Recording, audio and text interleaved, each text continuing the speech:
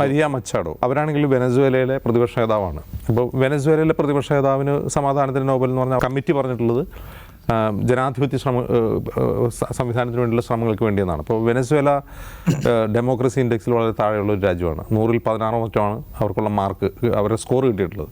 Nicholas മദുറോൻ്റെ കാലത്ത് കുറച്ചുകൂടി, ഇപ്പോൾ ഹൂഗോ ഷാവേസിൻ്റെ കാലത്തുള്ളതിനേക്കാൾ കുറേ കൂടി ശക്തമായൊരു ഒതോറിറ്റേറിയൻ ഭരണകൂടമാണ് അവിടെയുള്ളതെന്ന് ഇപ്പോൾ വിലയിരുത്തപ്പെടുന്നുണ്ട്. അതിന് അവരുടേതായ കാരണങ്ങൾ പറയുന്നുണ്ട്. അതിൻ്റെ ഒരു കാരണം അമേരിക്കയുടെ ഉപരോധമാണ് അവർക്ക് മേലെ ഉണ്ടായിരുന്നത്. അമേരിക്ക എന്തിനാണ് വെനസ്വേലയുടെ മേലിൽ ഉപരോധം ഏർപ്പെടുന്നത്? അതിൻ്റെ കാരണം അമേരിക്ക പറയുന്നത് അവിടെ ജനാധിപത്യമില്ല, അവിടെ മുഴുവൻ അഴിമതിയാണ്, അതുകൊണ്ട് ഞങ്ങൾ ഉപരോധം. സാധാരണ അമേരിക്ക ഉപരോധം ഏർപ്പെടുന്നപ്പോഴാണ് ഇപ്പോൾ ഇറാന് മേൽ ഉപരോധം ഏർപ്പെടുന്നത് അവർ ആണവായുധം ഉണ്ടാക്കുന്നതെന്ന് പറഞ്ഞിട്ടാണ്. അതിൽ മറ്റുള്ളവർക്ക് ഭീഷണിയാവുന്ന രീതിയിൽ പ്രവർത്തിക്കുമ്പോഴാണ് ഉപരോധം വരിക.